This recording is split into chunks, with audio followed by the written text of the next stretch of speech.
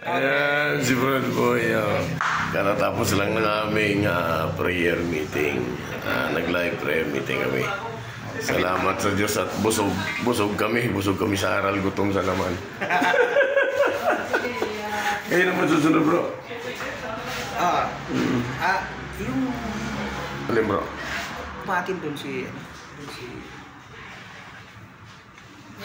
Bro Jerry?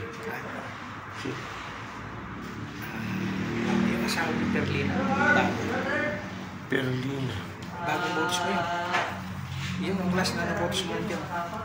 Sa Dalangayan? Hindi ko matandaan. Bro, kilala mo si ano? Si asawa ni Perlina, bro. Perlina. Nandito pa kami ngayon sa lokal. Yung middle name niya po eh. May panibago. Teka, bak. Naano ko yun. Perlina. Perlina. Di, Ang yung Lalaki. babae po. Ang tinatanong ko yung asawa niya kung umatin. Ay, opo. Na buti po na ano nyo nga pala naitanong nyo yung ganun. Yun nga po yung napag-usapan namin yung ni Mrs. Sa lokal. Mas maaga. Mag-aantay kami ng ano. Ano yung diwa ng sa kapatiran. Pag nalaman ko kasi yun, pinagpapikasan.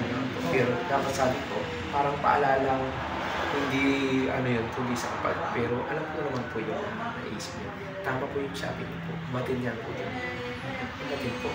Tapos pala, ilang Sabado na hindi kaya no. Tapos ang kwento nga po, yung upuan na kami doon naka-study, sa una na lang po. Kasi nga dahil sa siksikan. Then itong mga upuan, yung isa na likod. Kwentuhan muna kami ng aming ano po doon dahil pasunod sikita. Kaya sabi ni Mrs. Ano na lang natin, tiyagay na lang natin, isa na lang natin, saan ka na, kahit minyan may kakain po. Tama po kayo na ano po yun. Sabi niya sa akin na ano ko, ano tsura, ano, kasi laki mo lang, hindi ka busy.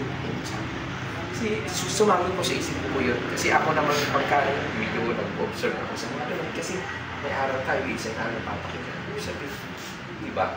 Yung pong asawa, wala akong, ano yung kumbaga, hindi ko sinasabi walang pananagutan. Kasi before naman, kaya makapakinig ako siya. So pwede na ipaliwanag sa kanya ng dahat ng ano po. Pero yung talaga ang mabigat ko na pumupunod sa kapatid na lalaki. Yung talaga masunod po. Ano pag-uusapan niyo po? Dapat yung mga matatas na ang akin din po, ano ko na lang po, yung parang tip ko na lang dito. Siguro kayo po dito na bago makarating po doon, para may parating nyo ng maayos. Ika nga hindi ka mabigat para doon sa tao. Kasi usapan mo, ano po. Sabi po sa isip ko po yun kasi syempre alam natin yun. Ngayon, yung dalawa babae, sis natin. Hindi na magkapatid na may aral na. Kapatid na. Pero yun talaga, yun nasa gitna talaga. Yun talaga maninibang. At yun talaga kasi pagpipiliin kung di ako nagkakamali, itong babae, itong pangalawa ko pagpipiliin, siya ba or ito siya, ganun po mangyayari. Ano po, laro lang mo ng isip ko. Para na mapagkwento. Pero talagang makakapaganda talaga. Mataas na bro. Doon talaga. Kasi parang mag-ano rin, pakiramdam mo na parang ano mo siya, dadalhin doon. Pero sabi ko, bago makarating, pag-usapan nila talaga. Sa maayos yung wala siya, hindi siya masasabi. Sa bagay mo, alam ko po yung naririnig ko. Sa mga hindi siya, yung iba, dahil marami nang nakikita na ito. Meron na rin. Meron na. Hindi naman mawawala po talaga mo yan. Makasitas talaga yan po. Mga tatas din ng tagal, marami. Walang batas. Pero hindi nakapasok yan. Pero nung balang huli, bago naman natin si Kopi, narinig ko na, kailangan mo sila. Gusto nila makinig. Bahala na yung sa kanila. Total sila. Kasi nga na, di ba sinasabi, bahala na yung bahala na. Tama po ba yung excuse lang po? Yun nga, may tungkol sa mga natiwalag. Meron gusto mong balik. Pero hindi na tinatanggap ang ano natin. Pero hindi nila sinasabi na kumbaga hindi natin inalisan na sila yung piniginaw. Kasi doon sa kwento ko, kahit sa bakod lang po, tinisan yung bagat, nandun lang po siya. Tapos ang hiling natin ng isang kapatid na yun, yung una, kauna-unahan, bago naglitawan yung mga kuratan, ay kung maaari daw ay bibigyan natin ng isang lugar, isang pwesto, parang ko rin ata, parang nasagat ko rin kwento sa'yo. Pero parang ganun kung hindi na kung maaari lang ibigyan kami, parang inilapit ata kay Kuya dahil na bigyan ng isang lugar natin, kami mga natiwala ay bigyan din ng pwesto. Bigyan ng pwesto na sample Dito kasi sa ating bro, sa mga brother Edin, kahit natiwala ka, kung gusto mo tumating, hindi ka lang pwedeng yung mag-abulo, kasi alis ka na eh. Pero nasa sa'yo na yun, kung gusto mo. Open. Pwede rin siya Open. sa loob. Open. Hindi ka lang pwedeng magbigay ng tulong. Oo, tama. Dahil Kasi, batas.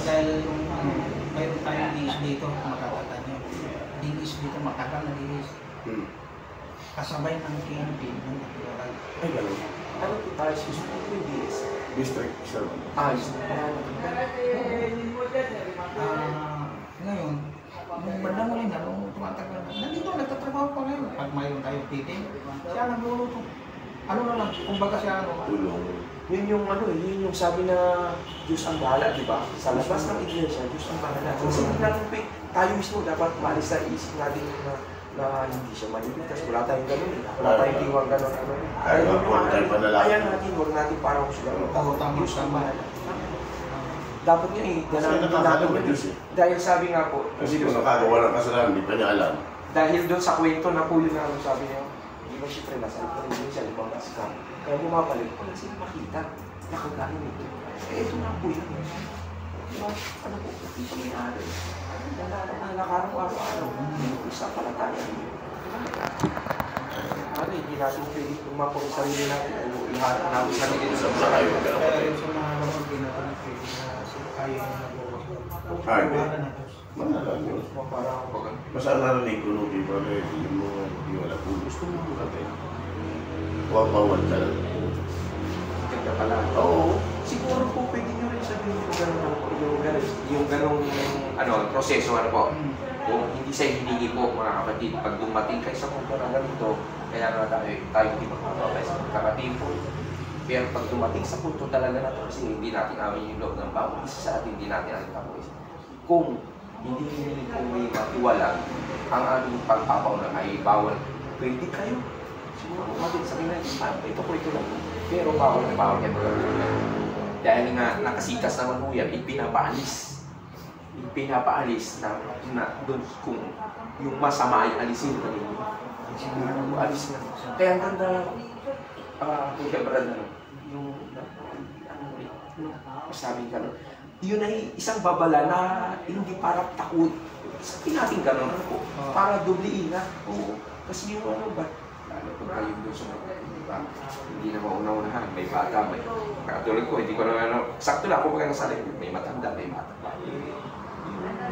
Pag-iwang-iwang ba, yung racking na tinatawag yun, basta-basta lang yung pagkakatipon ng tao kung magpasok sa iglesia, eh tumiga sa tao, dahil ito ko na silang gano'n. Hindi ko yung mga ganun talaga minsan, di Eh ba? siya muna pala sa ko. Ang ganda ko, kaya ang ganda yung ganito yun, nagtitira ka na rin. Sabi niya, pagpasok ko sa iglesia, sa matitisugan. Dahil nagpipagkatit ko ng kalaban eh. Ito yan. Yun nga Sa po. loob. Sabi nga ni San Pablo, natatakot siya. Sa loob ng isang dahil nandun talaga ang kalaban. Ay, nandiyan talaga sa loob. Ito nga po, pagpasok ko, nung binati kita, hindi mo alam yung problema niya, may problema siya. Eh, seryoso. Siyempre ito, parang napasama yung bati ko, di ba? Hindi natin talaga. Kaya sabi ko salamat sa Diyos. Ito, pero siguro, nagka-meeting na siya.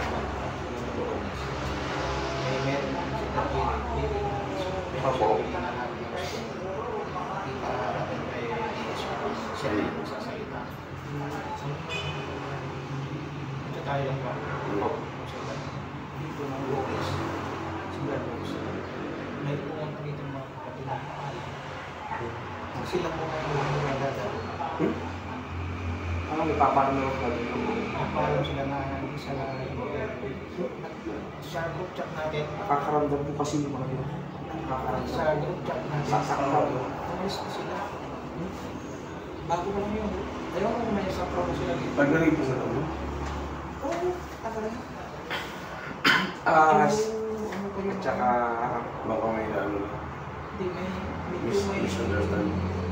yun, bukod sa mga, tsaka yung mga, ano ko, Brad, alam ko po, may isa ako sa ano, kasi, pag-usapan namin tayo, kasi si Mrs. na ano po, ang bagay dito po sa ano, sa tangki po.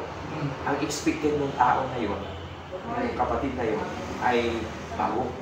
Ngayon, kung may isang kapatid, dahil ang concern niya ata para kahit paano ka menos naman, yung motor ang binili lang. Okay na mainit ang motor lang. Okay. Sila. Bye-bye.